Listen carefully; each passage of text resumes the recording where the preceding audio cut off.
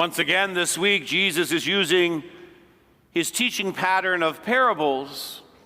And in the midst of the parable, he's once again using the agricultural themes to make his point about what the kingdom of heaven is called to be. He gives us this parable of the wheat and the weeds, reminding us of the struggle in the midst of the world that we live in, of the balance between good and evil. In early Palestine, there was a poisonous seed called darnel. And when darnel sprouted from the ground, it imitated and mimicked what wheat looked like. So one wasn't sure if it was the wheat or the poisonous darnel that was growing. And so they would have to wait until the plant became advanced to determine whether or not it was indeed the poisonous weed or the good wheat. And so therefore the farmers had to let them grow together, because as they grew, their roots would intertwine and they would have to wait till harvest. And that's, as we hear in the gospel, we would take the weeds away and burn them, and then we would harvest the wheat. Jesus uses that image today in the gospel to tell us that good and evil coexist in the midst of the world in which we live. It existed in the Lord's time, and it exists in our time. And what are we called to do about that? One person said it's folly to think that we should be zealous enough to root out evil rather than to encourage goodness. Because when we encourage goodness, the goodness can transform the evil in our world. Mother Teresa said, if you ever want to transform the world in which you live, you have to begin by transforming yourself. Because when the goodness in us wells up, it affects the person sitting to our left and to our right. It affects our families, our workplace, our communities, our classmates.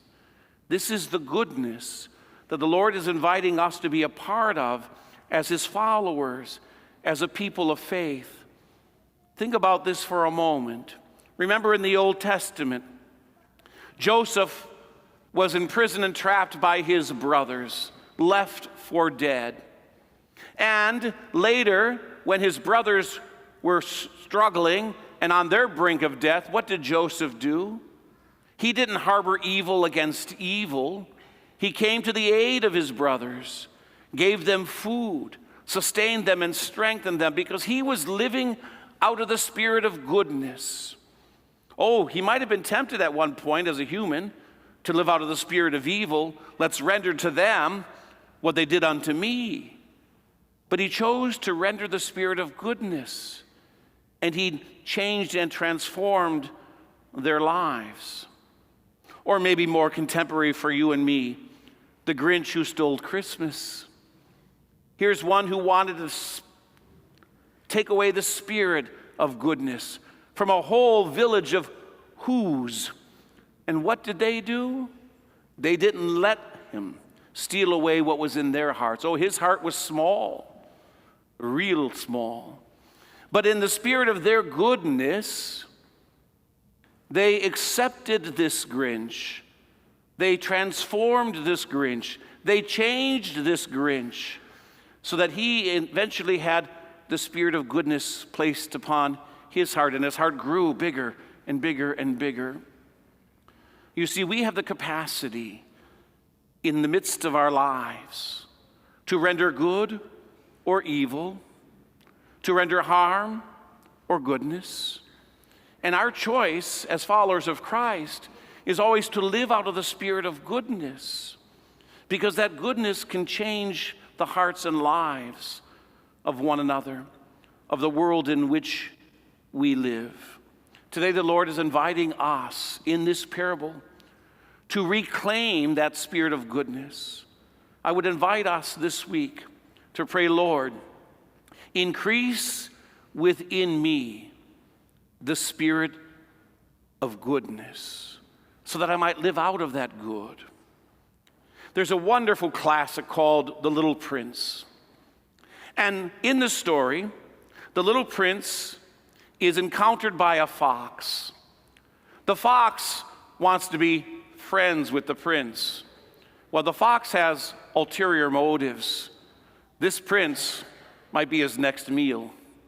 And the prince says to him, no, we're going to take time in this relationship.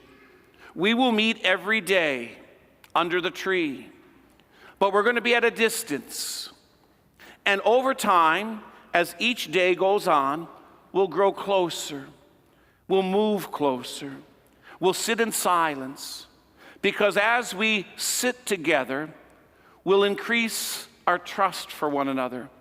We'll increase our appreciation for one another. We'll grow together in this relationship. And eventually, they get closer under the tree. And the prince says to the fox, I hope that you experience the goodness that you've seen in me. Because over these days, I've come to appreciate what I see as the goodness in you, which you yet do not see.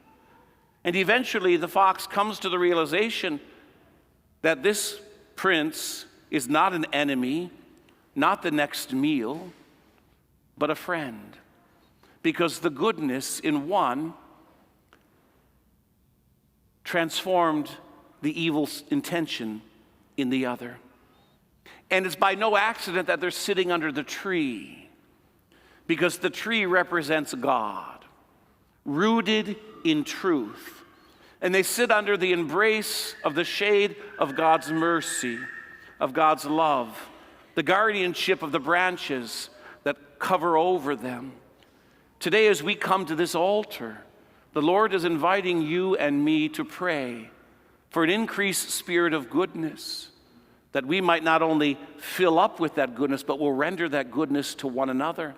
Because in our little acts of kindness, as we transform ourselves, we transform the world. And maybe through our efforts, through our prayer, through our desires, love will conquer hate, peace will conquer wars, acceptance will conquer ostracism and marginalization, and we'll live in the spirit of the parable that we hear today. And the weeds ultimately will conquer the wheat. The wheat will ultimately conquer the weeds, and we'll live in the truth as living as God's beloved sons and daughters. And our hearts will grow stronger and bigger, and maybe we'll transform the lives of other hearts as well.